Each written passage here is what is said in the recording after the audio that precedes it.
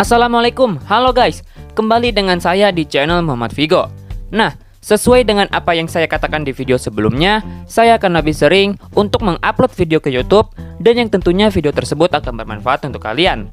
Mulai dari fakta-fakta yang menarik, sejarah, tokusatsu, anime, dan masih banyak informasi lainnya yang tentunya bermanfaat untuk kalian. Nah, bertepatan hari ini adalah hari kelahiran seseorang yang terkenal serta hebat dalam memperjuangkan kulit hitam dan melawan politik apartheid. Dan berarti, saya akan membawakan video sejarah mengenai kisah kehidupan awalnya hingga wafatnya seseorang yang terkenal gigih dalam melawan politik apartheid ini. Nelson Mandela, tokoh anti-apartheid di Afrika Selatan, lahir 102 tahun yang lalu, tepatnya 18 Juli 1918. Perlawanan terhadap sistem pemisahan ras atau apartheid ini yang diterapkan pemerintah Afrika Selatan tak bisa dilepaskan oleh figur bernama Nelson Mandela yang meninggal pada 5 Desember 2013. Selama bertahun-tahun, dia menghabiskan waktu di penjara untuk memperjuangkan hak warga kulit hitam. Semua terbayarkan ketika Mandela berhasil menjadi presiden kulit hitam pertama di Afrika Selatan pada 1994 hingga 1999. Sebelum itu, dia mendapat penghargaan Nobel Perdamaian pada 1993 dan akan terus menjadi simbol perdamaian dunia. Oke, daripada kita berlama-lama, kita langsung masuk saja ke pembahasannya. Tapi sebelum itu, saya ingin mengingatkan kepada kalian yang belum subscribe, yuk di subscribe supaya saya semangat untuk membuat video yang tentunya bermanfaat dan menghibur untuk kalian semua. Dan tinggalkan komentar serta tanda suka kalian di video ini sebagai tanda support kalian kepada saya.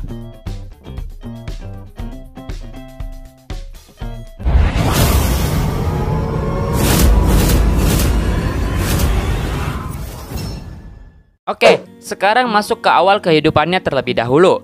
Nelson Rolihlahla Mandela lahir di sebuah desa bernama Mvezo, wilayah Tenggara Afrika Selatan yang dikenal sebagai Transkei. Ayahnya, Nkosi Makanyiswa Gadla Mandela, merupakan kepala desa dan anggota keluarga dari suku Tembo yang berbicara bahasa Xhosa. Sementara, ibunya bernama Nonkapi Nosekeni. Sebagai seorang anak laki-laki, Mandela tumbuh dalam perlindungan tetua dan kepala suku yang membuatnya mencintai warisan Afrika. Pada 1930, ayahnya meninggal dunia dan Mandela yang berusia 12 tahun dibawa Wali Jongintaba, seorang wali raja Tembo yang tinggal di Great Place di Mqhekezweni. Dia menempuh pendidikan di Kuno. Kemudian seorang guru memberikannya nama Nelson sesuai dengan aturan sekolah agar murid diberikan nama Kristen. Mandela kemudian berupaya untuk mendapat gelar Bachelor of Art di University College for Hair. Namun, dia tidak pernah menyelesaikannya karena bergabung dengan aksi protes mahasiswa. Kembali ke Great Place Mqhekezweni, Raja begitu geram. Dia akan mengancam akan mencarikan istri bagi Mandela dan sepupunya, Justin, apabila mereka tidak kembali ke Fort Hare. Keduanya memutuskan untuk kabur ke Johannesburg dan sampai pada 1941, di sana Mandela bekerja sebagai petugas keamanan tambang dan kemudian menjadi agen tanah.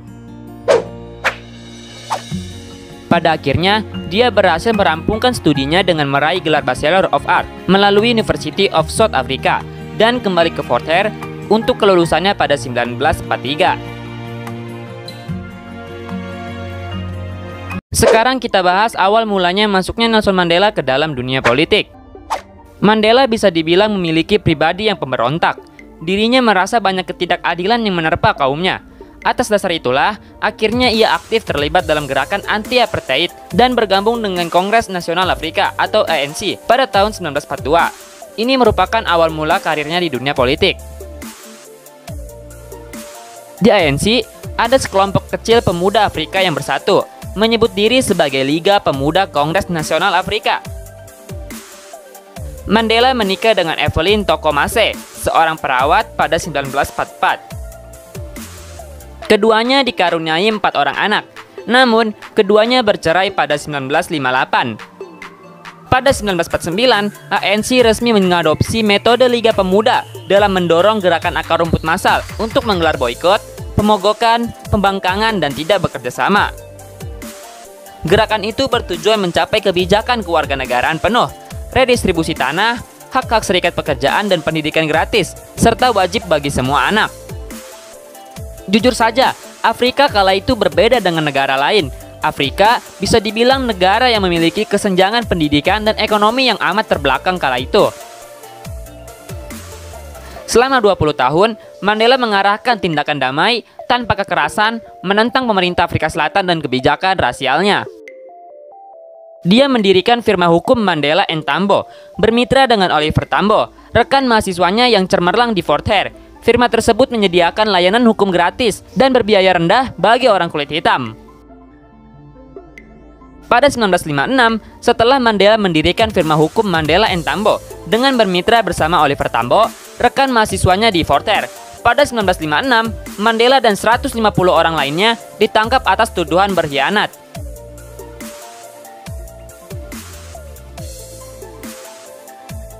Sekarang kita bahas wafatnya Nelson Mandela. Pada 5 Desember 2013, di usia 95 tahun, Nelson Mandela meninggal dunia di rumahnya di Johannesburg, Afrika Selatan.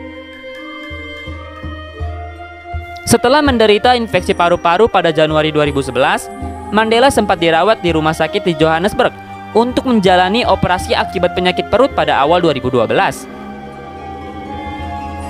Pada 2009, ulang tahun Mandela pada 18 Juli dinyatakan sebagai Hari Mandela, yaitu Hari Internasional untuk mempromosikan perdamaian global dan merayakan warisan pemimpin Afrika Selatan.